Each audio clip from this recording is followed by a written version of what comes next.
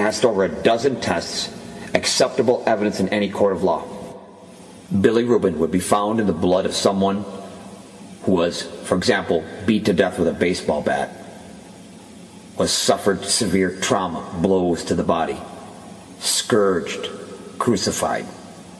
That is what is present in the blood, on the shroud, and on the headcloth. For starters, this is type AB positive blood, one of the rarest blood types in the world. It is also post-mortem blood, meaning the person that made contact with these claws was dead. There's also fresh blood, blood that was shed while the person was living, and it is not clotted or coagulated, another extremely unique property. It also contains double X chromosomes. It is consistent with what would be a virgin birth. The calculated odds that the blood on the shroud and the headcloth is a coincidental match and is not from the same person is 1 in several million at the least. Logical conclusion, the blood is from the same person.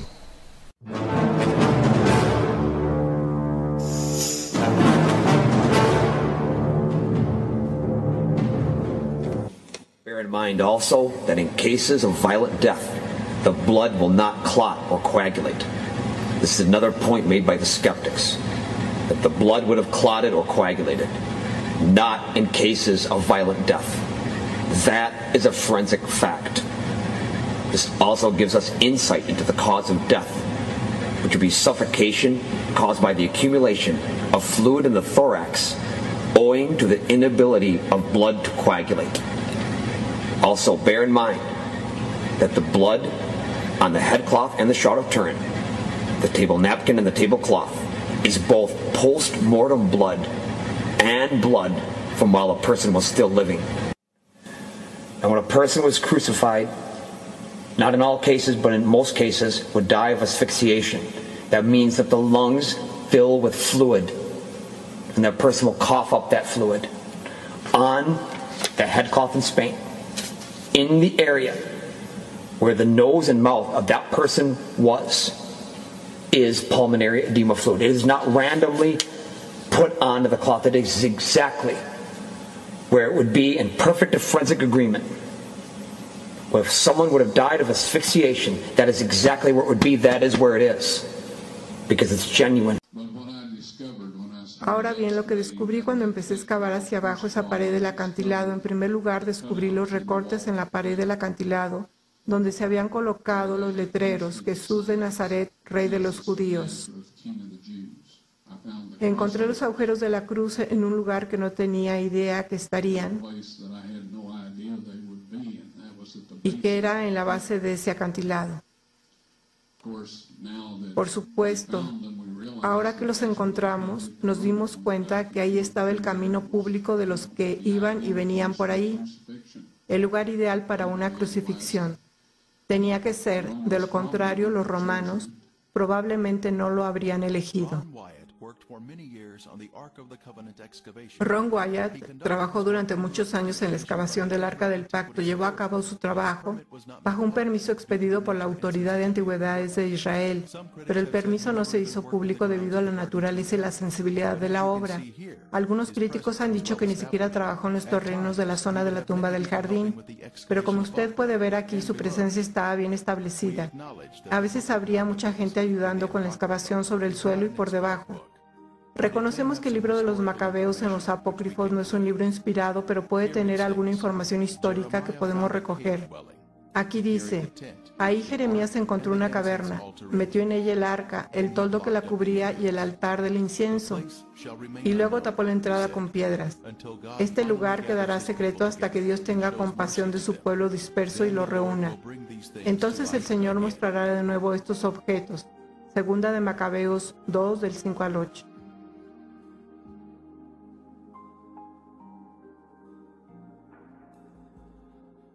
Ahora, cuando Cristo murió y la tierra tembló y las rocas se partieron, se formó una grieta a la derecha y hacia abajo de toda la cara del acantilado, pasando por el lado izquierdo del orificio de la cruz, y la piedra se abrió. Allá abajo, por debajo de 20 pies, Dios había dispuesto que el arca de la alianza, con su asiento de la misericordia, imagínese, su trono terrenal, fuera colocado justo abajo, 600 años antes, en el 586 a.C., cuando el ejército de Babilonia destruyó la ciudad. Cuando el centurión metió la lanza en el vaso de Cristo y probablemente en el ventrículo izquierdo para asegurarse de que estaba muerto antes de darle el cuerpo a José de Arimatea, al retirar la lanza, las células separadas de color rojo sangre y el suero de la sangre del Hijo de Dios se derramaron, cayeron a través de esa grieta sobre el asiento de la misericordia. Y eso ratificó el antiguo y el nuevo pacto. Avancé en esta cámara que estaba impecable. El mobiliario fue establecido en perfecto orden. El arca de la alianza había sido colocada contra la pared, al final de la cueva. El final de la cueva era un hermoso cristal irradiando los colores del arco iris. Sé de la nueva era y de todos los que usan el arco iris. También lo hacen los homosexuales y otros, pero Dios lo usó por primera vez. Está alrededor de su trono y está alrededor de su trono terrenal. No hay velo en esta configuración, por lo tanto, es terrenal. Es el templo de Dios en la tierra o de su residencia donde una vez habitó. Cuando la encontré, había allí 4 jóvenes de pie y empecé a decir, ¿qué están haciendo aquí? Me quedé helado. No me podía mover, no podía respirar, no podía hacer nada. Uno de ellos dijo, somos los 4 ángeles que han estado cuidando el arca desde que Moisés puso las tablas de piedra en ella. Y me indicaron que preparara mi videocámara con el tripié y la dirigiera hacia el arca de la alianza. Y se acercaron y levantaron el propiciatorio. No sé qué tan pesado sea. Nunca he tratado de levantarlo, pero es de oro macizo. Y el ángel dijo, saca las tablas de piedra de allí. Dios quiere que todos puedan verlas. Yo las saqué. Pusieron el asiento de la misericordia de nuevo sobre el arca de la alianza. Yo retrocedí un poco y el ángel vino y tomó las tablas de piedra y las puso en una saliente de roca dentro de la cámara. Y luego me dio instrucciones para tomar una muestra de sangre del asiento de la misericordia y hacerla analizar, y yo hice todo lo que el ángel me dijo que hiciera. Siendo breve, la sangre seca es sangre muerta.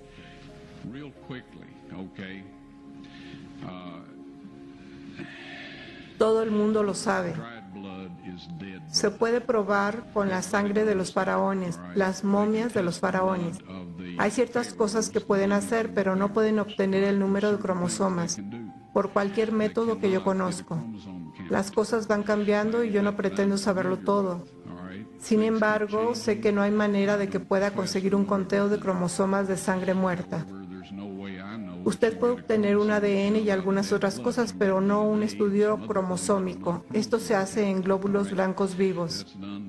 En primer lugar, para este análisis, llevé la sangre a un laboratorio de Israel. Pregunté a algunas de las personas con quienes trabajo en antigüedades dónde encontrar un laboratorio que hiciera el trabajo fiable y me dijeron tal y tal. La llevé. Solo dije, por favor examine esta sangre y dígame lo que usted me pueda decir al respecto. Dijeron, vamos a reconstituirla, vamos a ponerla en solución salina normal y la mantendremos a la temperatura corporal durante 72 horas con agitación suave. Ese es su negocio y es grandioso. Dije, ahora quiero estar ahí cuando la chequen, y dijeron, está bien. Así que yo estaba de vuelta, la checaron y dijeron, es sangre humana, podemos decir eso. Hicieron cualquier prueba que necesitaran hacer y entonces dije, tomen algunas de las células blancas de la sangre y pónganlas en un medio de cultivo y manténganlas a la temperatura corporal por 48 horas. Y ellos dijeron, eso no servirá de nada porque es sangre muerta. Les dije, ¿podrían hacer eso por mí? Y ellos dijeron, está bien, vamos a hacerlo. Así que dije, quiero estar aquí cuando vayan a examinarla. Así que regresé, ellos la sacaron, la examinaron con un microscopio y el técnico llamó al otro de por allá, después llamaron al jefe de allí y estaban hablando en hebreo a 1000 por minuto.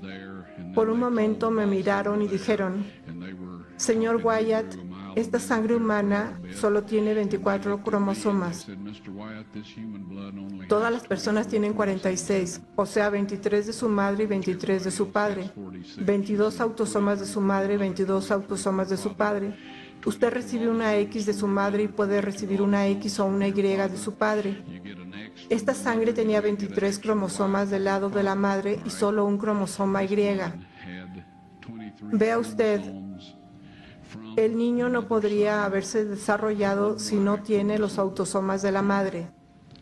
Todas sus características físicas se determinaron por parte de la familia de la madre, de sus autosomas. Su masculinidad se determinó por esta única Y que vino de otra fuente, no de un varón humano. Luego dijeron, esta sangre está viva. Y luego dijeron, ¿de quién es esta sangre?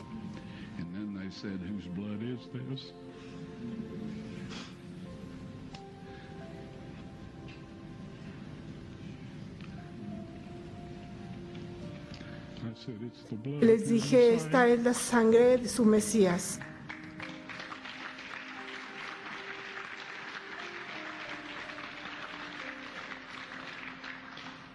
Y les aseguro que la vida de aquellos hombres ha cambiado.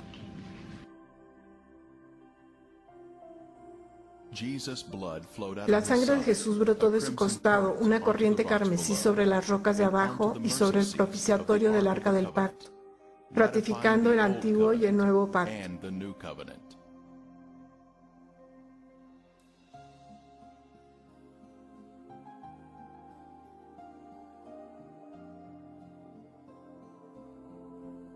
El Nuevo Testamento menciona la sangre oculta en la tierra.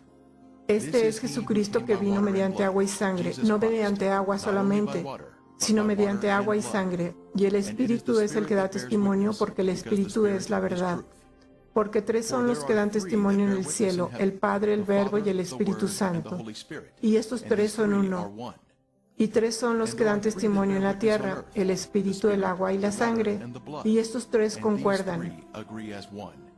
Si recibimos el testimonio de los hombres, mayor es el testimonio de Dios, porque este es el testimonio con que Dios ha testificado acerca de su Hijo. 1 Juan 5, 6 al 9. Y en el lugar donde había sido crucificado había un huerto, y en el huerto un sepulcro nuevo, en el cual aún no había sido puesto ninguno. Juan 19, 41. Así que esto es lo que tenemos. El Gólgota, el lugar de la calavera a nuestra derecha, y la tumba del jardín a la izquierda. Y en medio tenemos el lugar de la crucifixión de Cristo. Jerusalén fue construido en el monte Moriah, descrito aquí en azul. Aquí es donde Dios pidió a Abraham que sacrificara a Isaac 2000 años antes de Cristo. Dios, en cambio, ofreció a su propio Hijo para ser sacrificado en esta misma montaña. El área marcada en verde es la porción norte de la montaña y la zona más alta de Moriah, donde se encuentra el Gólgota. Esta área es de especial interés. La escarpa de piedra caliza que se muestra aquí tiene en la piedra los cortes romanos que se acostumbraban durante las crucifixiones. A la izquierda hay una ranura horizontal que, según la norma del ejército romano, habría sido exhibida. El gran recorte es donde habría sido colocado el letrero Jesús de Nazaret, Rey de los Judíos. Tiene la parte superior en arco y una plataforma plana. Nuestro equipo de Art Discovery International halló recortes similares en Israel, en Cesarea de Filipo. Tenían la parte superior curva y una plataforma plana donde los letreros o objetos fueron colocados. Y la tierra tembló y las rocas se partieron. Mateo 27, 51. Una fisura grande o grieta en el acantilado se inicia en la parte superior de la escarpa y luego se extiende por la cara de la roca. Hoy en día la fisura se ha rellenado.